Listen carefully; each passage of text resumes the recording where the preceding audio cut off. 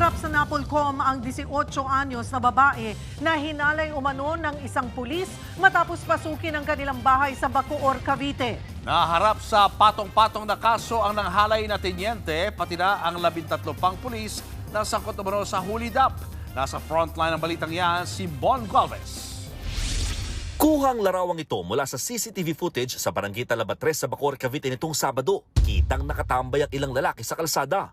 Maya-maya, pumasok sila sa masikip na eskinita at dumiretso sa bahay ni Aling Clara. Nagpakilala raw pulis ang mga armadong lalaki. Hinanap ang boyfriend ng apo niya pero walang maipakitang warrant at hindi masabi ang kaso. Nang hindi makita ang target, kinaladkad ang 18 years old na apo ni Clara na si alias Nena. Tinangay ang mga paninda at perang puhunan ng dalaga. Nakita ko yung mga pulis, paalis na.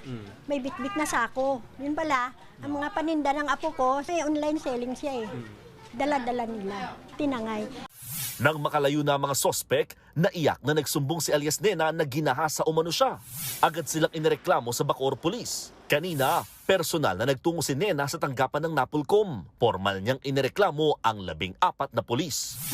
Sinabi po nila sa akin na dahil wala naman po silang ibang nakuhang any illegal things, ako na lang daw po ang kanilang kukuhain. Yung team leader na daw po ang bahala sa akin.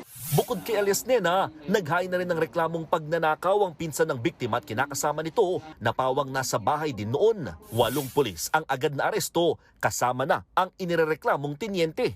Sa inisyal na pagtatanong ng Bacoor PNP sa mga inarestong kabaro, aminado silang pinangunahan ng naturang dragnet operation. Pero wala naman daw silang nagawang report tungkol dito o kahit may pakitang dokumento man lamang na magpapatunay sa kanilang misyon.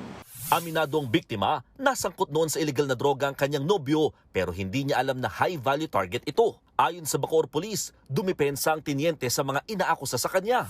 Ano man siyang alibi, sir, except for this one. Sabi niya, ma'am, I'm taking the full responsibility. Inaantay na ang medical legal ng biktima. Bukod sa mga reklamong rape at robbery, maharap sila sa administrative cases na grave misconduct at conduct unbecoming of a police officer. Patuloy pang tinutugis ang 6 na pulis. Nagbabalita mula sa frontline, Mon Galvez, News 5. Mga kapatid, Julius Babaw po.